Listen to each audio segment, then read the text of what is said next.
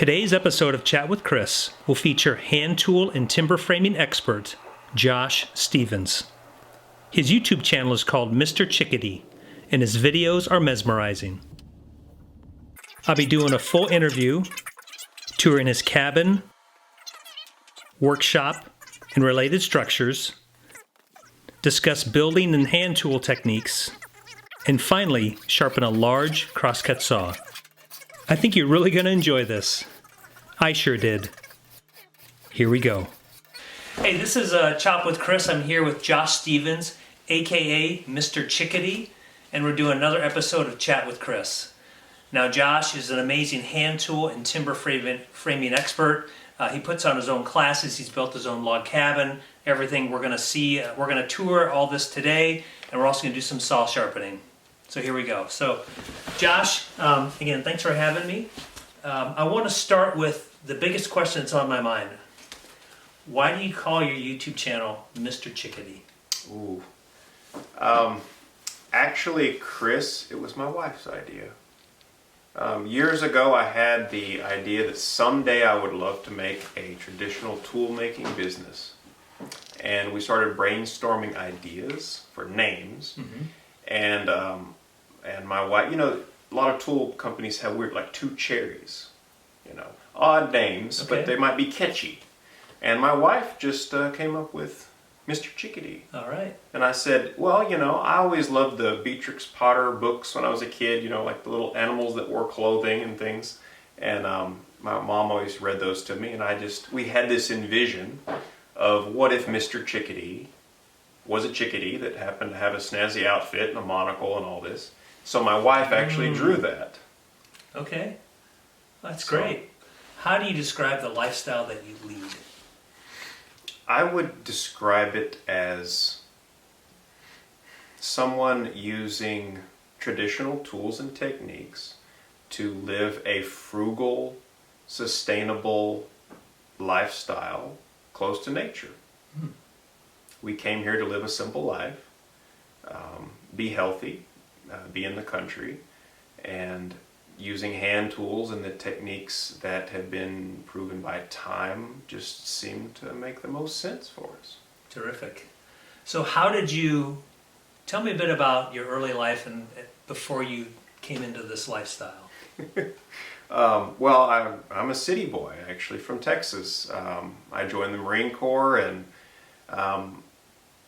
I was probably destined to work a job in the city, and I just wanted to get away from it all. I wanted to get to a more simple, basic life, and I found things like Roy Underhill and the Woodwright Shop, and I just started reading, and I kind of took it from there, I guess. So you took a big leap, and you talked to me about that a little bit before. So how did you actually arrive here physically? Oh, well, we found a place online for sale, and we bought it down the road, and we literally just sold everything we owned and bought a bunch of old tools that I had no idea how to use yet, and a 58 Willys wagon, and loaded everything in a trailer and drove here, put up a tent, and started making a lot of mistakes and learning a lot, one thing after another. Kind of like Roy talks about traditional woodworking being taking an axe and a tree and making first one thing and another until you have a house and everything in it. That's practically what we did. I took an axe and I learned how to hew a log and how to make furniture. And so you have no formal training then? No. I read some books, but most of it was just trial and error. Maybe why it took me so long. How long did it take you to get to this point in terms of your skill base? Well, I'm still learning every day, Chris, but I would say the first 3 years were getting to the point where I could feel comfortable going from tree to any product, meaning dimensioning wood, from felling the tree to drying the wood or not drying the wood to dimensioning it to creating whatever I needed. I was pretty proficient at that point. What did you start on first? What was your first focus area? Well, the first focus area, we were literally here in the coldest winter in recorded history. Back to the 1800s, we had a few nights that were minus 30. We were living in a canvas wall tent. So the first and biggest priority was shelter. And all I had was an axe at the moment. We were between properties. I didn't have a lot of money, so I just started hewing logs. And I built a very rustic, very, very, very rustic timber frame structure that we then lived in for another year. Mm-hmm. That was my biggest priority. By the way, I just want to ask now, do you have a picture of that? The original structure? Oh, we've got a bunch of videos documenting that construction. That's our wattle and daub timber frame. What do you mean by wattle and daub? Wattle and daub is a very ancient technology whereby you have a frame of wood and then you would interweave, kind of like a basket, things like sticks between that and then cover it up with a daubing, which is normally a mixture of clay and straw and sand. And that covers in between and makes these panels. And then you can plaster that over with lime plaster. Got it. And you're there a year and then you built this place. I was there a year and I learned something, and that's that Tudor wattle and daub houses, though beautiful, were very cold. There's almost no insulation in wattle and daub. It's basically like masonry. So after we about froze to death there, we decided we're going to try to make a more efficient house. So in researching all that, I came across still timber framing, but with a very super insulated matrix now. We have Larson trusses that are hung on the outside of this frame, and we have Canadian levels of insulation. So R30 in the walls, R60 above. So very, very efficient house. Okay.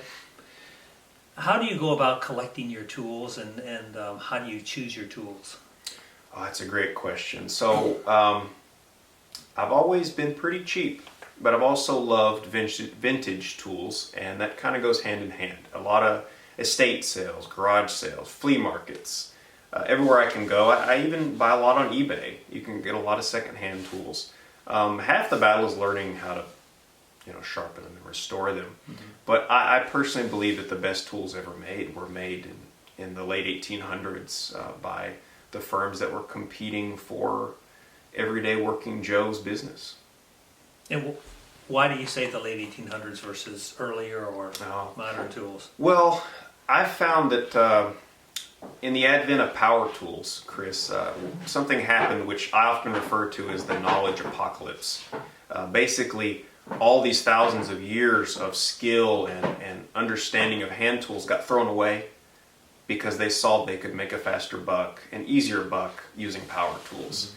So I found that in those times, so after the 1940s, you really start seeing the hand tools that were made went really down in quality because they just weren't being used, and they weren't being used as much as the power tools.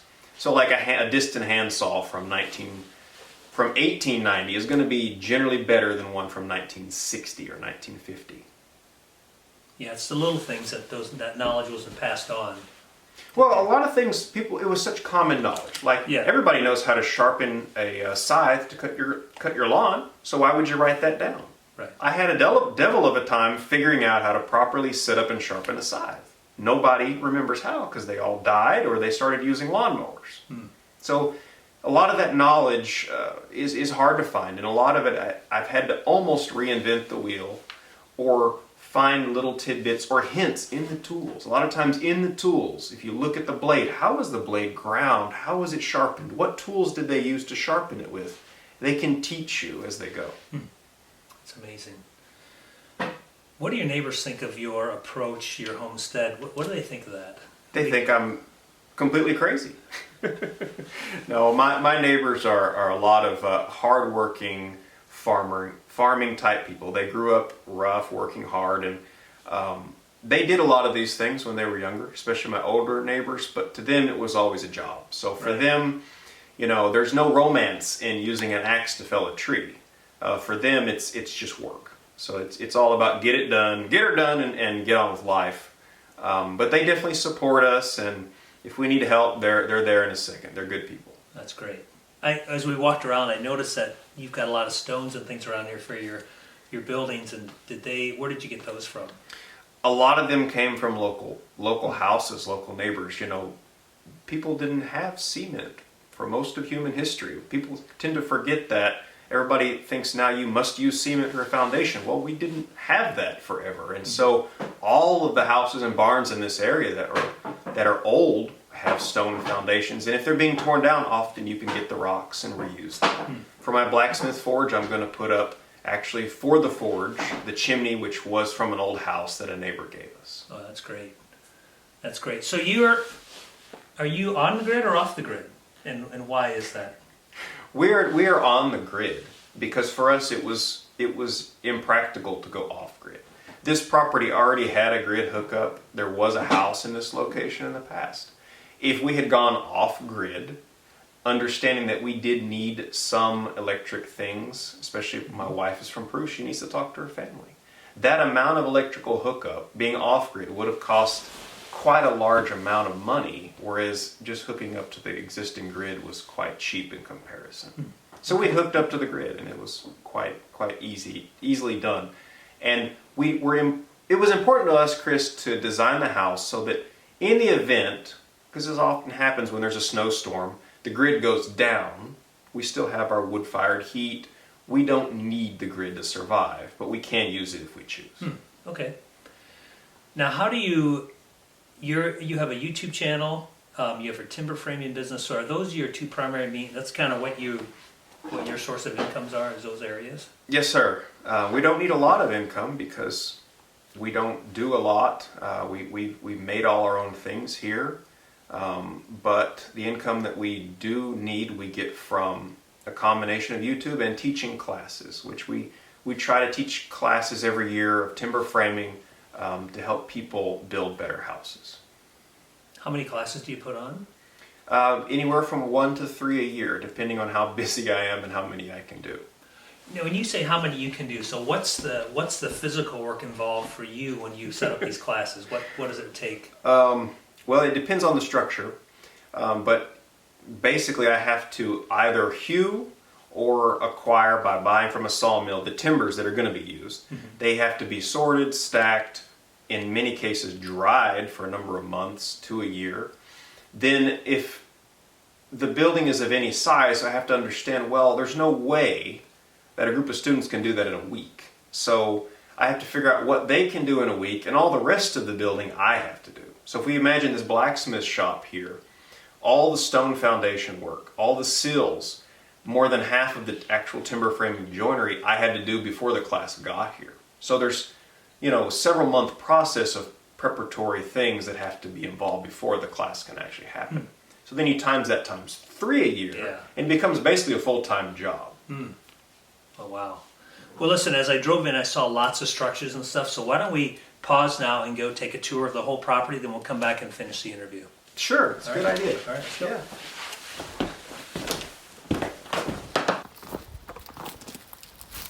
This frame we just put up a couple weeks ago. It's a near perfect replica of a Edo period Japanese frame.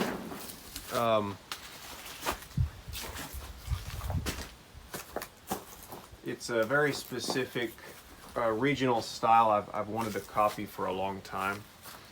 It sits on hand split stones laid up with lime clay mortar, and we scribed the timbers to match the stones, and then the frame itself just sits on top and uses mortise and tenon joinery, horizontal bracing, model tees. Most of it's yellow pine, there's some white pine, there's various woods in there. I'll show you the inside, how we're going to have about an 8-foot door here. This curved beam in the front is sourwood, so we had to find a very specific tree for that to get that arch and then hew it down to size. Is the arch, so you wanted an arch, is that right? Yes, sir. I wanted an arched doorway. Also, if you notice, everywhere else there's 4 feet spacing between posts, so there would have been a post right here. So that's this arch is also supporting the top plate. Got it. Right there. Okay. It is in Japan. especially the Minka farmhouse genre of their framing. If you look at these big timbers in the roof, they're also not straight, especially these three supporting the larger timber. They're all arched about 3 inches off of straight. Okay. And that arch effect, some of it's aesthetic. Traditionally, it was cheaper to get the timbers that weren't straight. So the old carpenters figured out how to incorporate them into the frame, but it also adds a great aesthetic appeal. Okay. Terrific. And this is going to be your blacksmith shop. Yes, sir. So we're going to have, it's kind of a mess now because we're still building everything, but I'll have a forge here. I'm making out of sandstones from an old chimney, and then I'll have my anvil sitting out here, and probably have a treadle hammer that I can use on one wall and a great big grindstone. So You're going to build a treadle hammer, huh? Yeah, I don't always have a striker, and I don't think I'll use a mechanical hammer. So for the heavy work, it helps to have a treadle operated hammer. Got it. Okay. I've wanted to make a 2 or 3 foot diameter large grinding wheel to be treadle operated. So I'm going to try to make one of those. Will you make a video of both of those when you're building them? Well, of course. Okay, that's terrific. All right. All of this is going to be filmed, including cladding the building. There's a very interesting Amish technique that I've learned where you can clad board and batten siding without using any metal fasteners.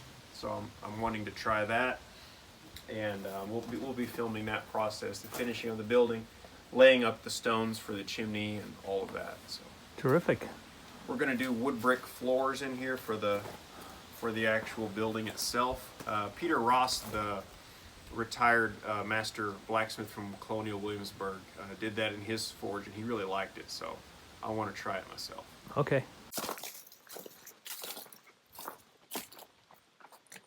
So over here we've got our woodworking shop. We just finished up this last year. It's about 12 by 15. The foundation is stone plinths. If you look closely, you can see that the posts are carved to sit on the stones, kind of like claw and ball foot furniture. It's a very stable Japanese technique for securing a building to the stones.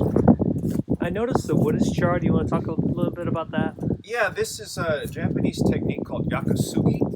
I probably butchered that pronunciation, but they learned thousands of years ago that wood that is burned resists decay and insect attack much greater than anything else.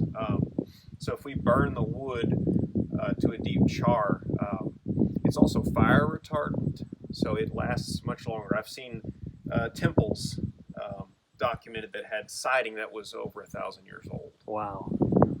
So we try to do that to all our buildings when we can.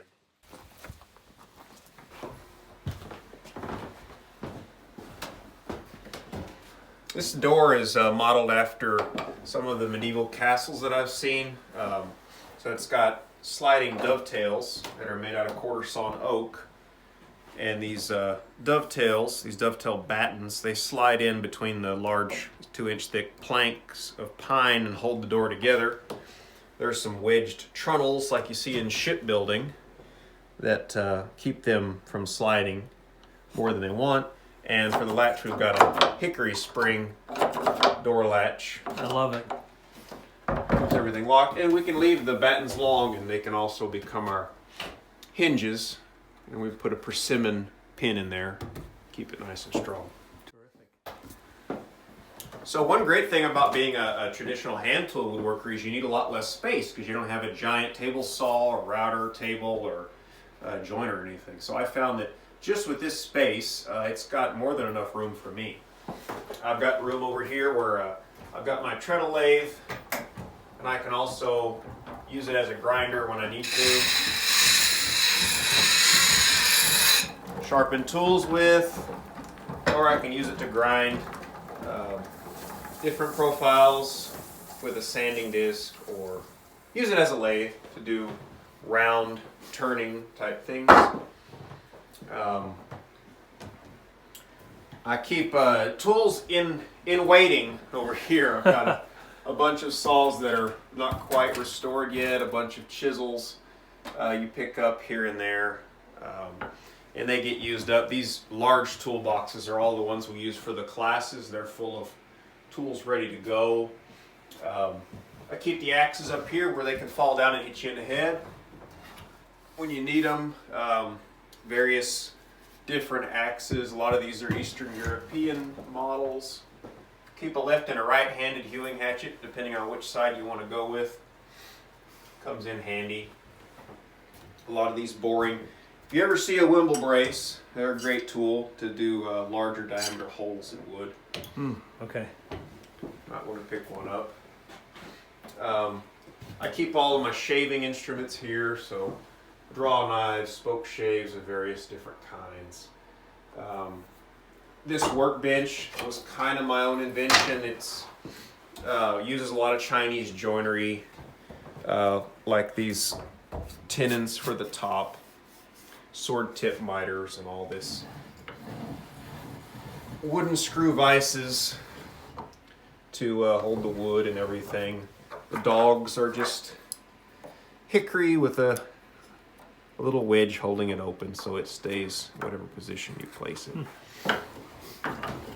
The big leg vise here lets you really get a lot of force on something, clamp it down tight. And these can be found, or you can also make these. We need to do a video on that, but you can make your own wooden screws. This is a saw vise. We're going to look at sharpening crosscut saws later. I keep most of my planes up here at easy reach, so I've got my bench planes here I'd use for dimensioning wood. Over here I've got joinery planes, different sizes of tongue and grooves and rabbets and plows and fun stuff like badger planes and things you can use to do different kinds of joinery furniture. I see you have a rather large plane over here. Ah, good eye, Chris. This is I just picked this up. I've never seen one in a while before, but this is a Cooper's joiner. Coopers were pretty proud they had the longest and largest planes there are. But it would have been used actually not by, well, sometimes the wedge falls out. It wouldn't have been used by pushing it on the wood. It would have been used on a stand like this, and you actually push the wood against it. Take a stave and push it on the plane like this by eye to get your angle for making a bucket.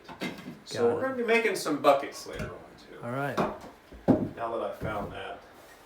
I wanted to show you all this floor is a Korean design. Doesn't use any nails or screws, so the beams have grooves in them and the boards slide in.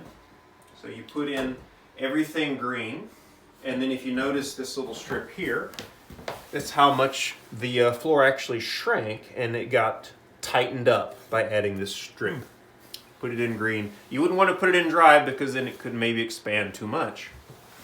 And that could be a bad thing. Got it. I saw one other interesting plane up there. You want to talk about that one? Oh, yeah. So I'm getting ready to make barrels and stuff, and I found this is called a Crow's. It's a barrel making tool. It's got this blade and it's adjustable, and this goes around the inside of the bucket to carve the groove that holds the bottom. And this is a hoop driver. Yeah. A lot of specialty tools with cooperage. Yeah, I've seen those and before. This drives down the metal or sometimes wooden hoop that holds everything together. That's great. So find those. And is there anything you're missing from your workshop that you want to add?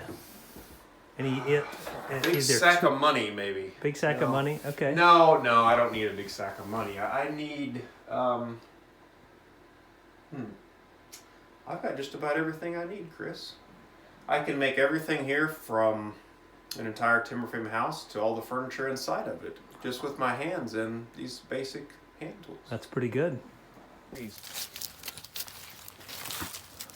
This was our second class, was this timber frame.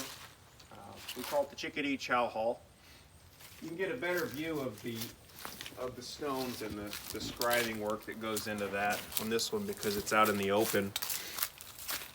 This whole frame is tulip poplar. This technique here if you see these gaps in the timbers, is actually called sawari. Is a Japanese technique whereby you cut a kerf down to the center of the timber on one face, and as it dries, it opens up only there. So if we notice on the inside of all these timbers, there's no more cracks. Where if you cut green timber of poplar, it generally wants to crack a lot. This technique kind of minimizes that. It also speeds drying and prevents twisting. So this is about 12 by 12, 6 by 6 posts, 6 by 10 tie beams. Everything is held together with wedges so that when an earthquake comes and shakes everything, you can just tighten it back up. You get a lot of those out here? Not now, okay. But the apps are a locked fault line, so when it does move, it can be quite violent. Huh, okay. So what I've been told, it's always a good idea to plan for the worst. We burn the bottoms of these timbers just like we did the siding over there. The first thing that a termite gets if he decides to crawl all the way out of the ground is a big mouthful of burned wood, and send him crying back to mama, most likely. And this area here, this is where you hold your classes. This is where create all the wood chips, huh? Yeah, we're still recovering from a rabid beaver incident, I think. We made a lot of chips and shavings in the last class. We had a big tent here, and where we did all of the work for that blacksmith shop. So this is our cabin that we built. I guess it's been about 3 years now. It's a Western style timber frame. It's got Larson truss and board and batten siding on it, and a big porch for the kitty cats to enjoy. Got our screened in porch here. We face the building south to catch most of the solar gain that we can, especially in the winter time.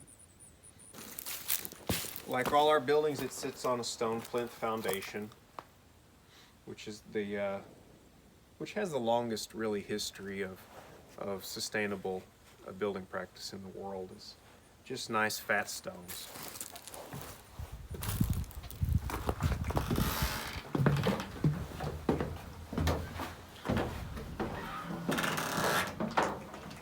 On the porch we've got wood stove for summer cooking.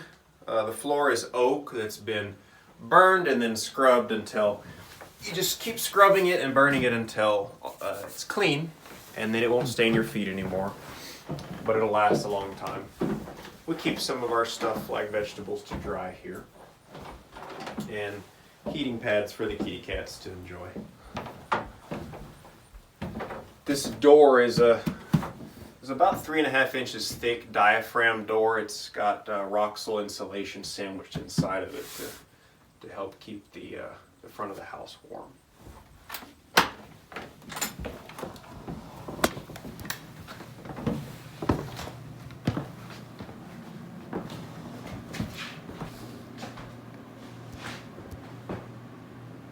So this is our home. Most of the timbers in this are yellow pine. We've got some poplar, like these curved braces. A lot of different woods really went into this, everything from maple to oak. This is poplar tongue and groove paneling on the walls. This is our masonry heater here. It's a Russian design, made by Alex Chernoff at stovemaster.com. He's a very talented stove mason and designer. It works by giving off radiant heat, so you don't have to burn it all the time like a metal stove. You just make a fire a couple times a day, and the rest of the day the brick or stone or whatever you use radiates the heat out. It's very comfortable. I made most of the furniture for the house myself, using traditional joinery. I can show you this cabinet here, for example, is quarter sawn red oak. It uses all wood joinery. We've got wedge dovetails to hold the drawer together instead of glue. The frame itself goes together with mortise and tenons that are wedged, held together.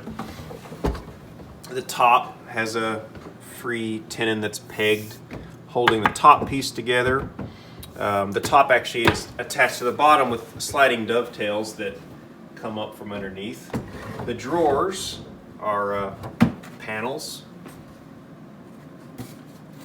Free-floating panel that can expand and contract as it wants to, floating inside of this frame that's just pegged together out of quarter sawn oak. And it just slides in a groove. So this our windows are traditional insulated window design. I got the idea from a blog of somebody living in Sweden. So instead of plastic filled with gas that could leak out and cause problems, we've got just an interior and an exterior window.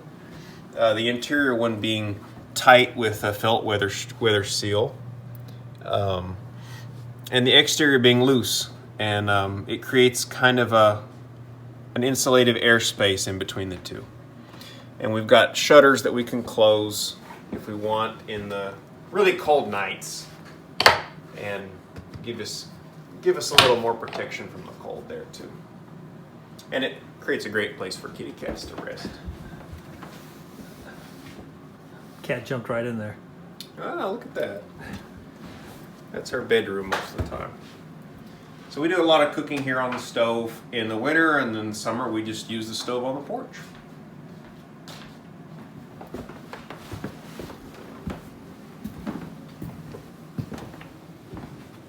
This is our restroom with clawfoot tub, more kitty space, a similar door to the one in the workshop.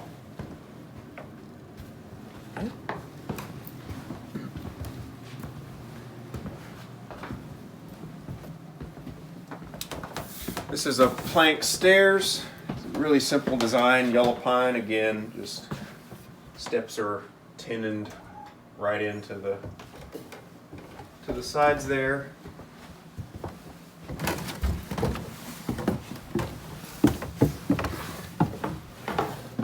I love the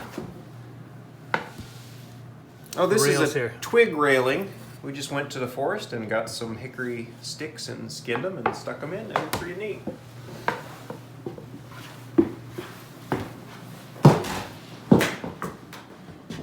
Bedroom stays about 20 degrees warmer up here than downstairs.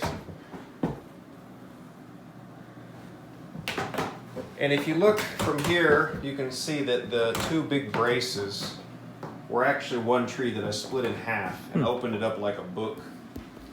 That one's a little bit covered up with the cast iron skillets, but it's supposed to look like two trees are growing upwards.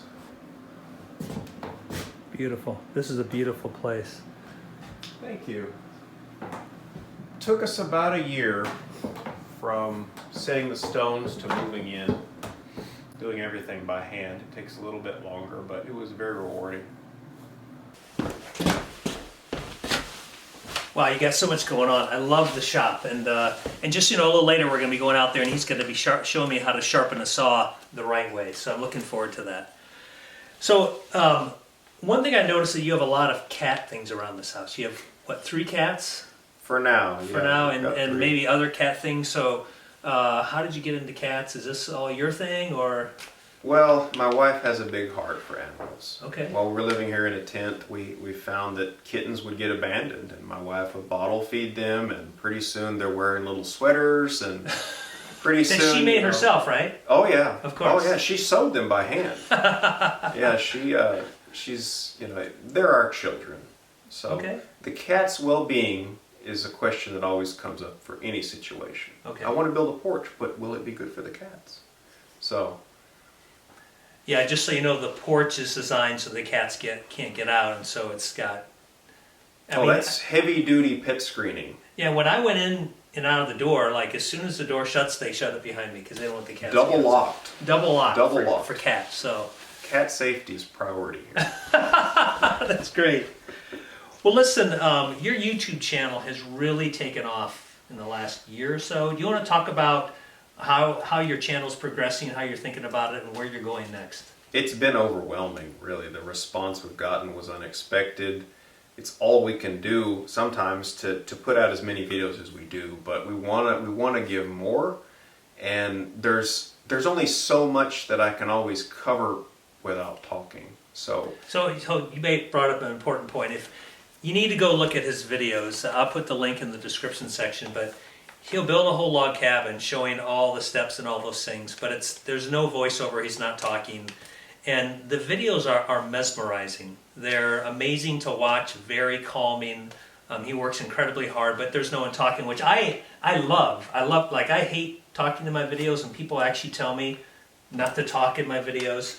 But my videos are very high speed, and the music oftentimes. Yours is quiet, tool sounds, regular motion. So why is that? Did you make a conscious decision not to talk?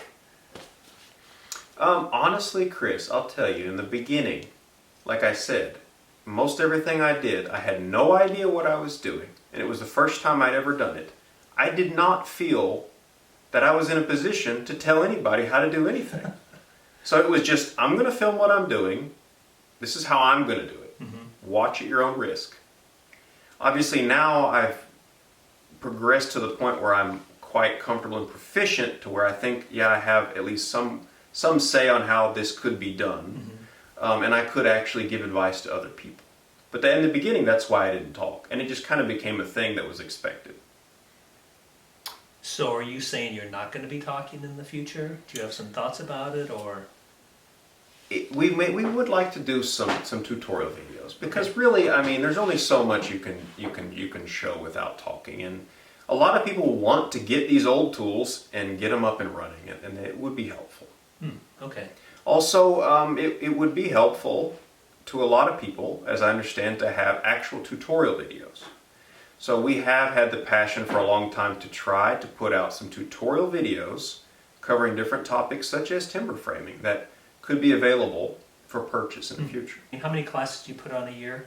Anywhere from 1 to 3 generally. Okay. And how do you sign up for them? We have a website, mrchickadee.com. Okay. And you can go there, and if you go there and you register to receive updates is the best way, really, because as soon as we post a new class, everybody gets notified. And they generally sell out within a few hours. Wow. So that's really the best way to get in line. Well, that's terrific. So you're doing timber framing, you're well on your way, your shop is built, you're building a blacksmith shop. What are your intentions when you have the blacksmith shop up and going? I've had the passion for years now in trying to recreate some of the magic in these old tools. I really want to make some of these timber framing tools, green woodworking tools, and things in the forge. So I'm not sure exactly how we're going to be able to market that, but that's the vision.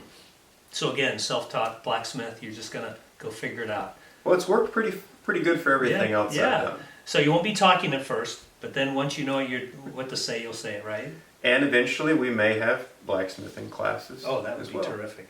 So before we go out and you show me how to sharpen a saw, I have something for you. Let me go get it.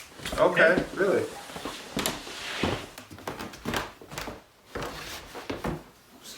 I am at flea markets all the time. I collect all kinds of things, and I have this toolbox I recently collected that I'm not using, and I know you need lots of storage for your timber framing classes, so I want you to have this toolbox. Oh, wow. It's got all the slides in it. It's ready to go. It says Ford Brothers on it. Wow, I don't know why. Cool. But I have one more thing for you.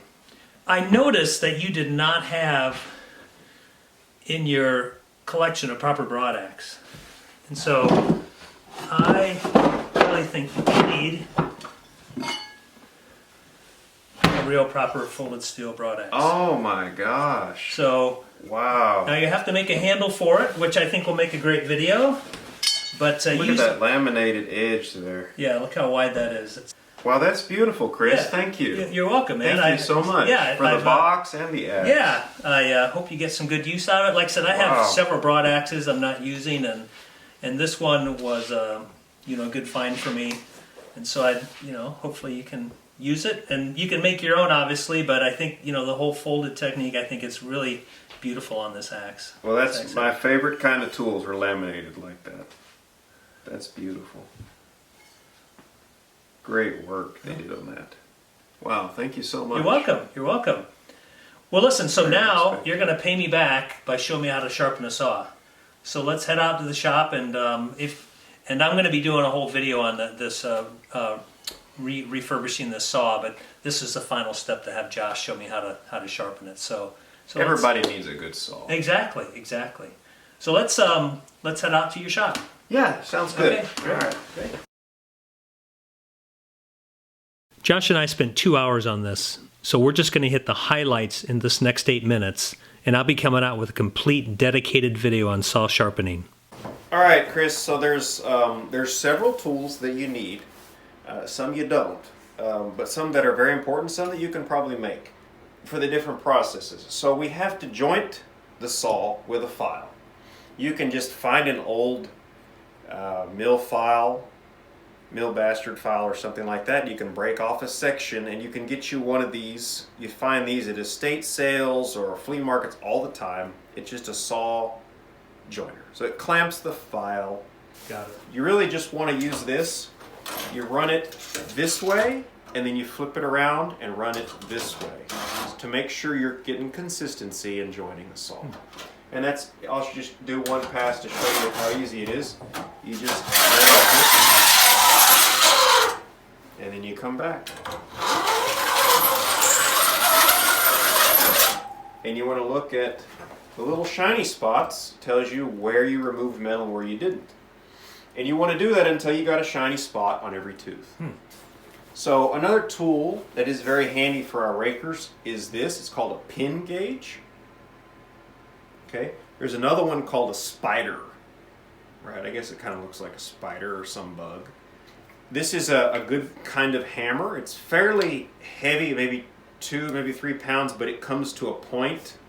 Can be used for setting teeth. You can also find these. This is a Stanley 43, which is the larger size saw set tool. A chainsaw file is handy to get in these gullets and clean these out.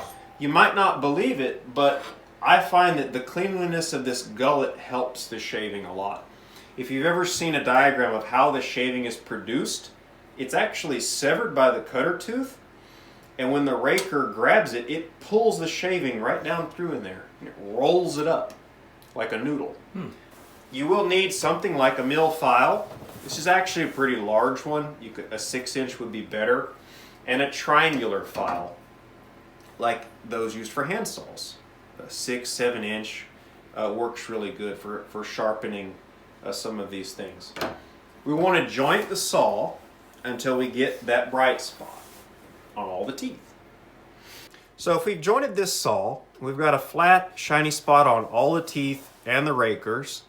The next step, if we're going to do swaged rakers, that I like to do, is to shape these rakers. I want to thin it out with a triangular file. We want to make it kind of thin so that when we hit it, it can bend without breaking. So I just try to look at the difference between these teeth, and you can see how this one is much thicker. And now I've thinned this out quite a bit. It only took a few strokes with the file, but we've gotten that thinned out. I've still got just a little bit of a flat. Now I'm going to go until that flat is nearly gone. So I've got clean metal, thin, almost taking the flat off right there. Now, the pin gauge is a little bit difficult to set up, but the idea is when we put this pin gauge spanning this gap, this little screw or bolt is sticking down is going to tell us, using a feeler gauge, that this is set a certain distance lower than these teeth. And how do you know what that gap is, that distance? Using our feeler gauge and using the Crosscut Saw Filer's Manual, which is a free PDF, we know that a good place to start is 12 thousandths of an inch. So I can see that raker, it's touching the teeth. Now, the traditional way to do this was take your hammer and you strike that tooth carefully to bend it over. And you keep testing it with the pin gauge until when you hit and you test and it passes. But that's how you would swage a raker. I mean, it's not that complicated. You joint the saw so you know that it's flat and the same height as your cutter teeth, and then you thin it out, and then you either strike it with a hammer or you use something else so it's easier to hit right there. And you just keep testing it until your pin just slides over it, or just touches it, basically. So if we get into this tooth, we can see it's got a flat on the top. We want to sharpen either side of that tooth.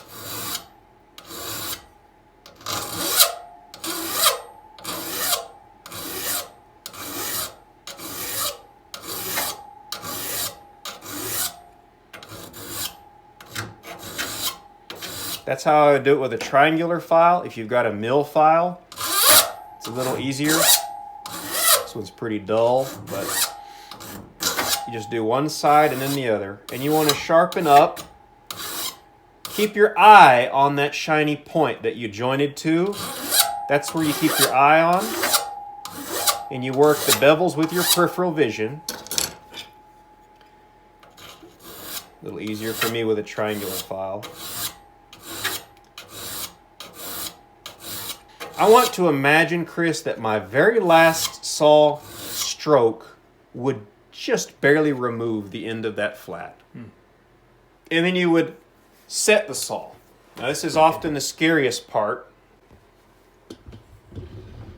because you could break a tooth.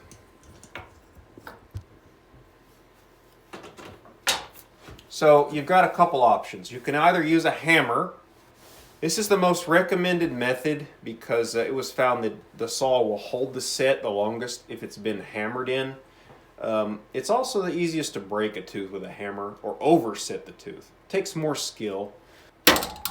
Something like that. And then you have your spider gauge. You put Spider-Man on there and he sticks to the wall. And it's got 4 legs. And remember that feeler gauge we used before? Well, we would set that spider gauge so that when all 4 legs are placed down, we can just fit that in there. And that tells us how much set we're putting in the tooth. Okay. So, again, I find a really good place to start is 12,000th for the raker depth and for the set. And that can work really good for a lot of different kinds of woods. That takes a lot of practice. It's probably the best way to do it. And if you're a professional saw filer, you'd use that. This tool here,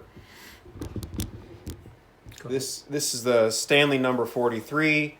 There was other makes out there, but this is a large saw setting tool. And it's very easy to adjust here how much set you're putting into the saw. And it just goes over the tooth. And I hope I don't break this tooth. You just bend by squeezing. Okay.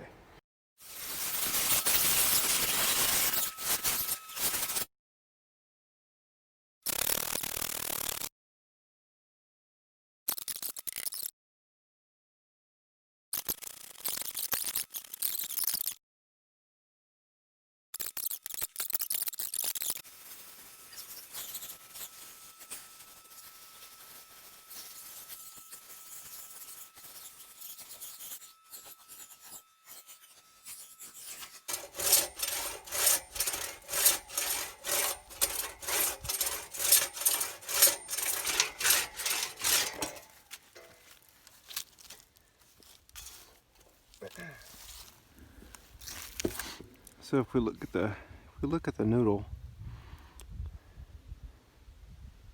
we see that it's cleanly cut on the sides, left and right. That's the indicator we've got a good set on our raker. Terrific. It's a great teacher. That's what you are. It was a good saw to start with. Didn't give us many problems. With a larger diameter log and a softer wood, you'll get longer noodles. It often takes a little bit of a thickness in the log to develop good ones. But that's cutting very cleanly and ejecting the frass just perfectly. You always just want to pull, never push.